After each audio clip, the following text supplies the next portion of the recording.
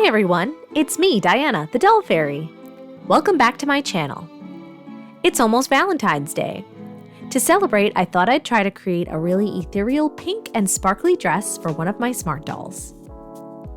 I'm taking inspiration from this incredible dress worn by actress Anya Taylor-Joy during an appearance on The Late Late Show with James Corden sometime last year.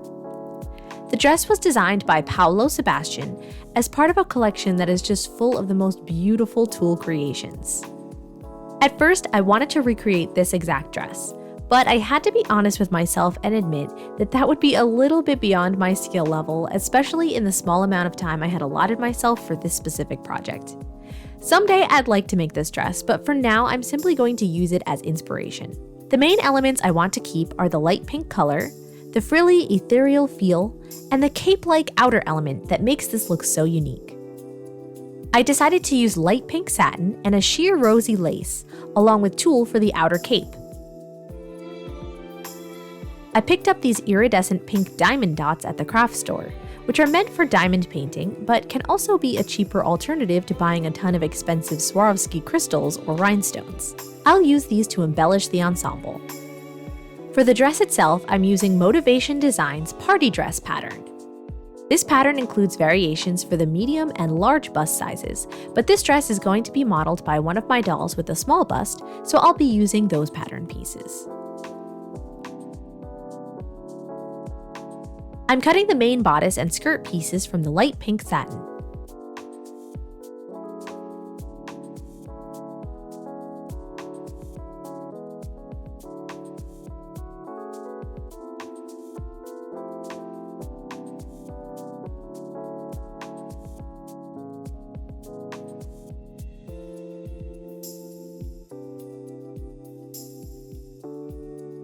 Then I cut another skirt layer from the lace fabric.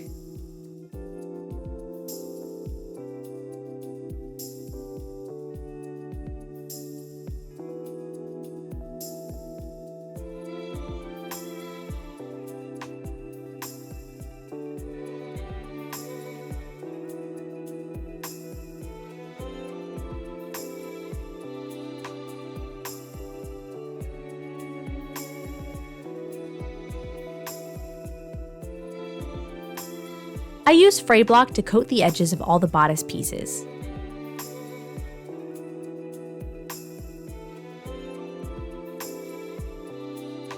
And for the bodice lining pieces as well, which I cut from thin white cotton fabric. The pattern also calls for interfacing on the bodice pieces, but I didn't have that, so I just made my dress without it. I imagine it would help give the bodice a bit more structure and stability when it's on the doll. For the long rectangular skirt piece, instead of fray block, I use my serger to serge the edges of the fabric to prevent fraying later on. Now that the pieces are ready, I pin together the front and sides of the bodice and stitch all of the bodice pieces together for the main bodice and the lining as well.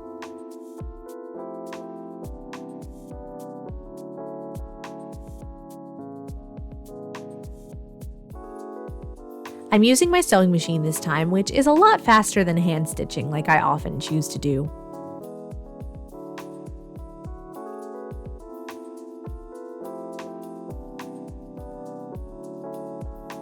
The pattern instructions say to iron down the seam allowances, but because I'm lazy, I just finger press them down.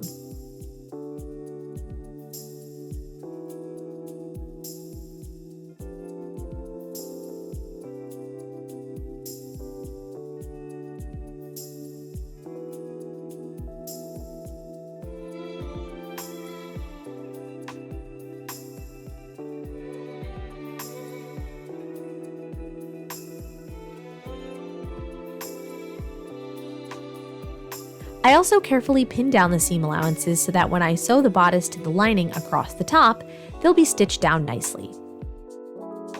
After sewing the top, I clip the curves quite a bit to make sure that the top will look smooth and nicely shaped when turned right side out.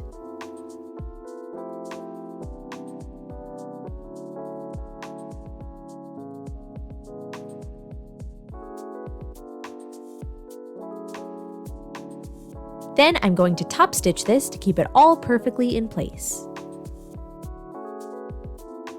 Turning our attention to the skirt, let's fold and sew the hem along the bottom edge of the skirt. Then gather the top edge of the skirt piece by stitching 2 parallel lines of long gathering stitches across the top.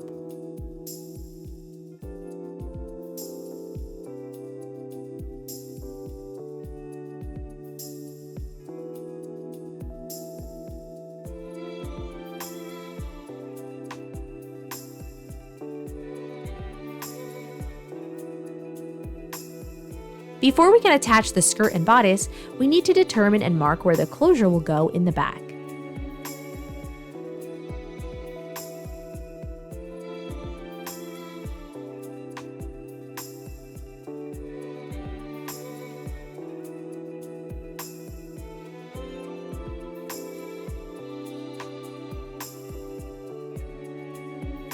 Now let's gather the outer lace layer of the skirt piece as well.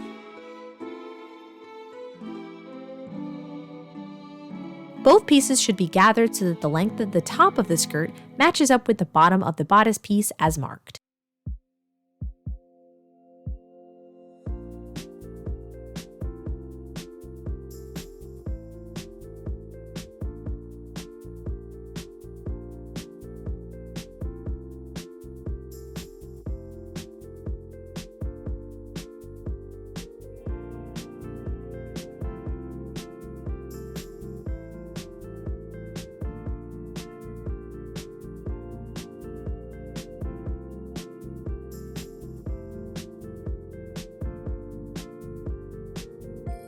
After sewing the 2 skirt layers together, we're ready to attach the skirt and bodice. With right sides together, the skirt gets pinned and sewn just to the pink bodice piece, with the lining remaining unattached for now.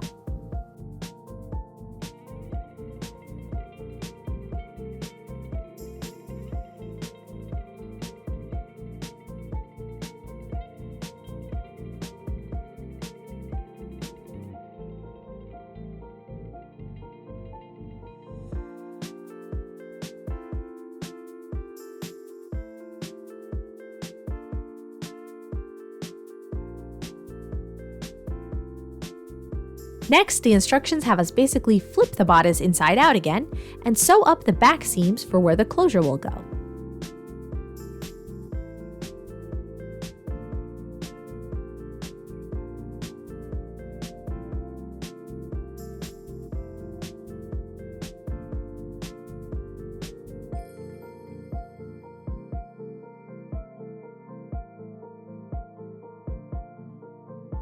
Now we can sew the skirt to the bodice and then top stitch down the bodice lining.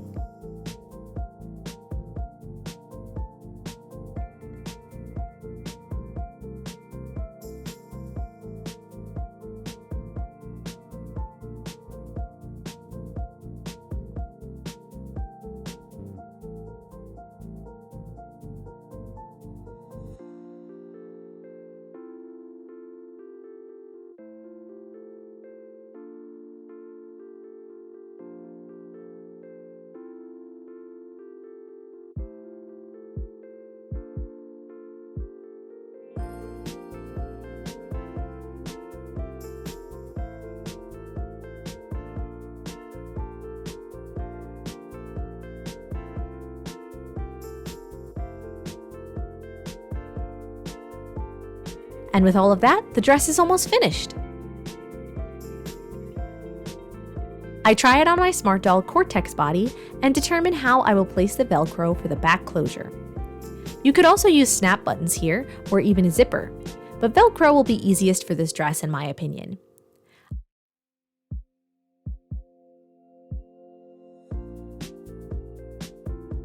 I'm going to use a really thin Velcro that can be easily pinned and machine stitched, and it's a godsend.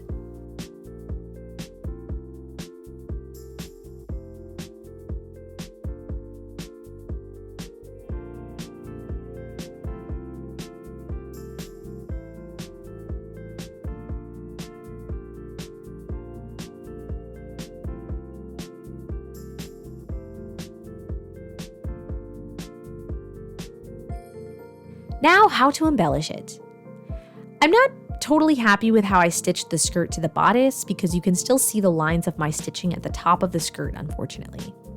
I could cover up this area with some lace or pink roses, or maybe just a cluster of rhinestones. The lace and roses bring the dress farther away from the inspiration piece, so I decided to go with the rhinestones. We'll work on those in a bit, but for now, let's plan the outer cape. Before we continue, I'd like to take a moment to tell you about today's sponsor, Skillshare.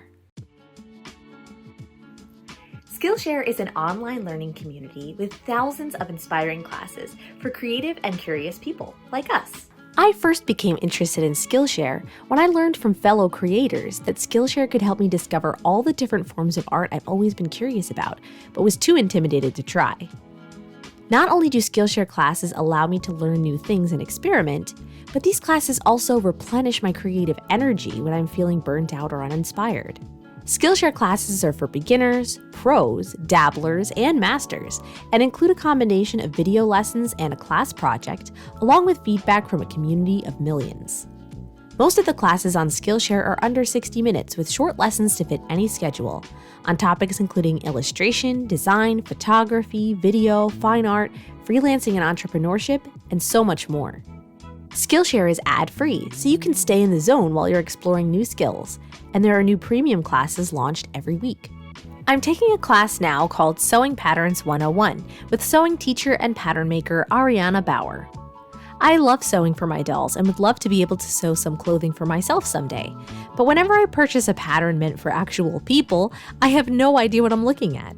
With Ariana's expertise, she breaks down all the components of different types of patterns and decodes the symbols and language that can be totally incomprehensible to those of us with very little apparel sewing experience.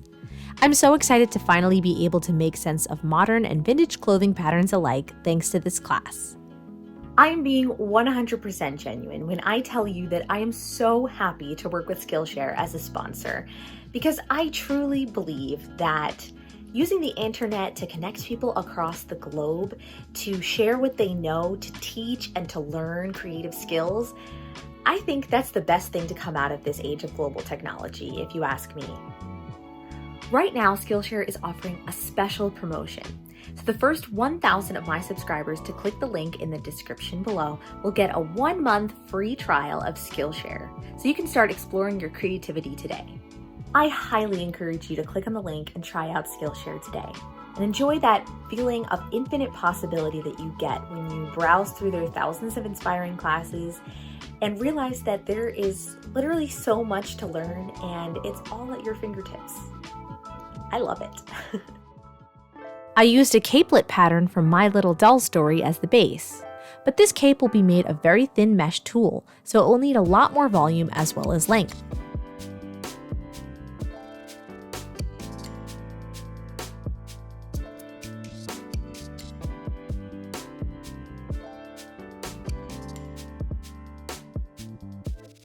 After coming up with the general shape and adding length, I'm going to insert wider triangles of the tulle to increase the volume of the cape.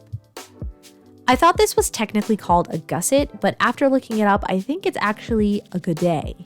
I pretty much eyeballed their placement and dimensions, and I didn't get too technical about it, especially since I didn't know if it would even work out at first. There will be 5 of these panels on the front and 5 on the back, with 1 in the middle and 2 on each side.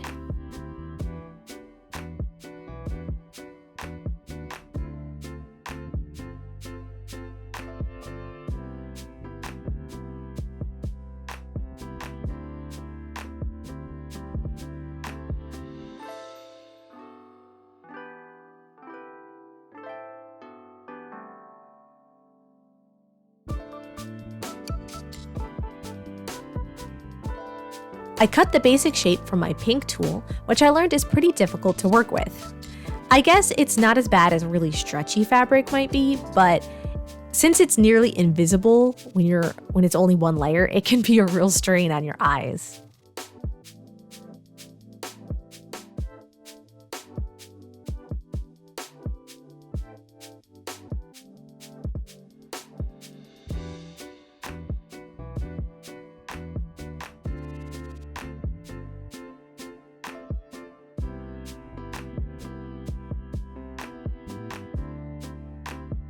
The panels are basically just the shape of a piece of pizza. The curve at the bottom will get trimmed later, but for now I'm still figuring out how this will work, so I'm leaving ample space just in case. I cut the slits for where each godet will get sewn in.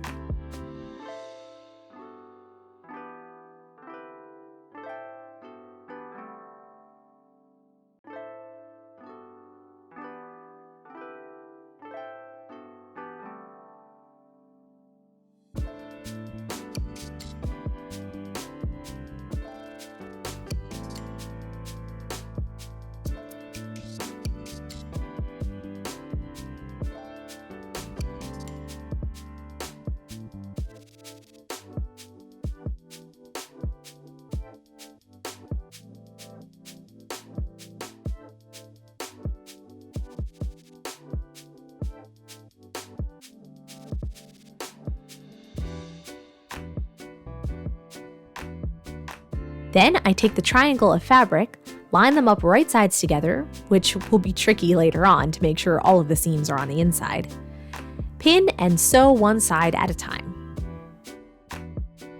I started using mini clothespins to give some weight to the bottom edge of the capelet, just to help me keep track of what I was looking at basically.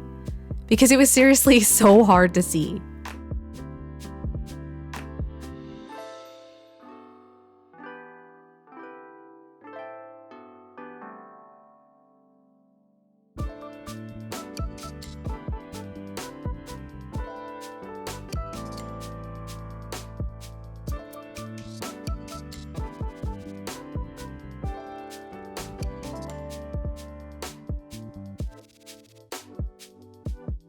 Here's what the front looked like when I was almost done sewing all the panels in. I wasn't totally happy with the way the stitching made the tulle bunch up a bit along the seam lines, but it was creating the shape that I wanted, so I figured I might as well keep going. That probably has something to do with thread tension or something more complicated that I don't really understand. I had to do it all again for the back piece.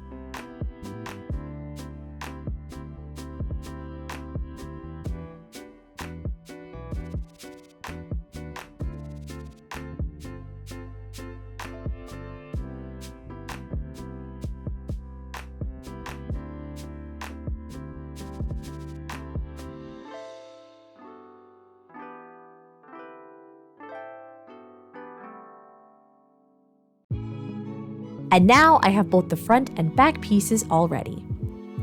Clearly, they aren't perfect, but they do look pretty cool.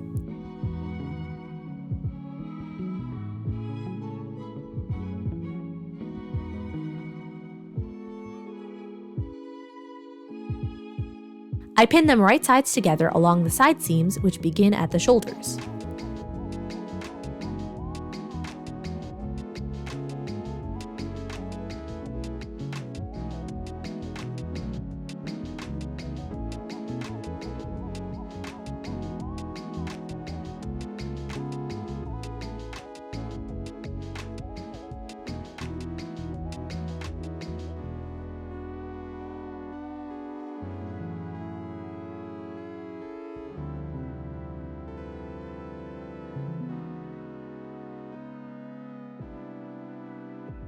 Let's see what it looks like with the dress on the doll.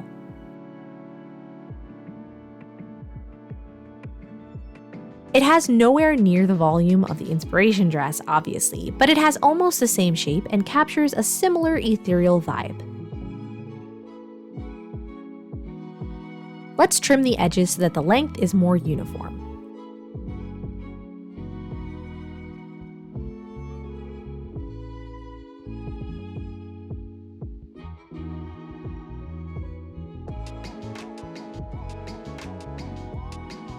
Now for the sparkle. The peachy pink diamond dots coordinate with the pink satin so well that it's kind of difficult to see them on camera at first. But I think this will create a really shimmery and almost magical effect. The Paolo Sebastian underdress is obviously totally different from what I've made by now. But I figured I'd still take a cue from the sparkles, beading, sequins, whatever this is that makes the dress sparkle underneath the tulle cape. So I focused the sparkles at the center of the dress where the bodice meets the skirt. This also allows me to cover up the stitching that I didn't want to see. I'm using a combination of a few different types of rhinestones along with the pink ones, and I'm having fun arranging them in a way that feels both random but also evenly distributed.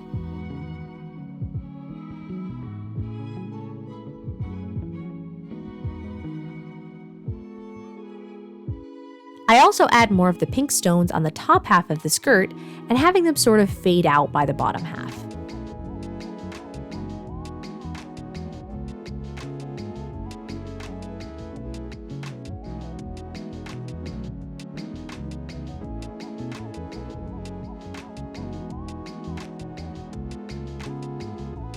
I want to add some of the pink stones to the capelet as well. To avoid getting my fast grab tacky glue on my doll, I use a thin sheet of plastic under the capelet to protect the body.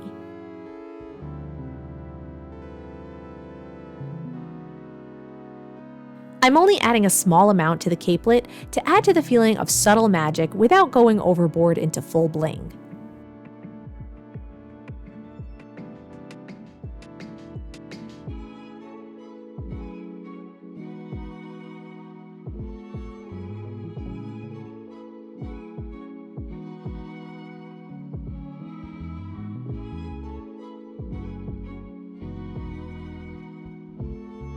The last detail I want to add is a black satin headband like the one Anya Taylor-Joy wears in her late night appearance. I just think it looks so pretty with her light blonde hair. Mirai will be the one to model this look for us, since she's wearing this gorgeous light blonde wig from DallasDollCo. I used some flat wire to create a simple headband shape.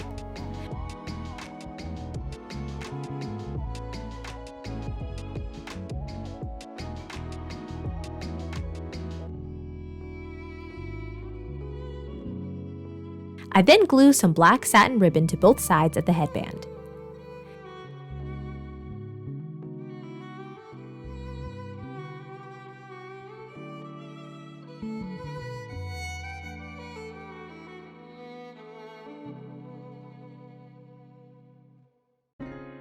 It's not the highest quality headpiece, but it's just for the photos, so it'll do.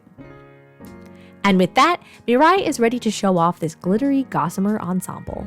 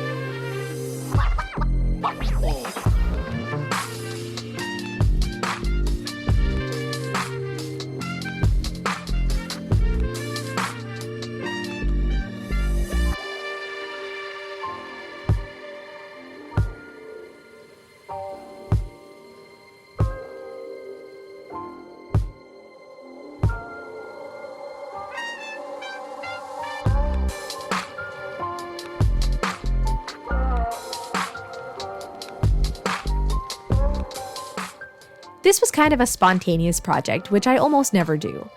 Because I hadn't been planning it and thinking about it for a while, it felt sort of weird to me to dive right into the project and start creating without a real idea of what the outcome would be. I think it was a good exercise to undertake as an artist, and I definitely learned a lot from the fabrics that I used. The rhinestone part was therapeutic, and I enjoyed it a lot. Overall, I think the dress turned out to be quite pretty and perfect for Valentine's Day. What do you think? I would still love to make a Smart Doll version of the Paolo Sebastian dress worn by Anya Taylor-Joy someday. But I like how I was able to take that inspiration to create a different dress that also feels very doll fairy-esque, if I do say so myself. Mostly because of the addition of a lace fabric. I hope you enjoyed this Valentine's sewing project. If you like the dress, I might be putting it up for sale, so keep an eye out on my Instagram at DollFairy if you're interested. Thank you so much to my patrons who help make all of this doll magic possible. And thank you for watching this video. I'd also like to remind you that the Doll Fairy now has an official shop with apparel, accessories, charms, stickers, and lots of cool stuff for sale. I designed all of the merch on thedollfairy.com, so head over to check it out and sign up for the email list to find out the inside scoop about upcoming sales and events. If you haven't yet subscribed to my channel, please do if you like dolls, crafting, sewing, and art. I'll see you all again soon for more doll magic. Bye!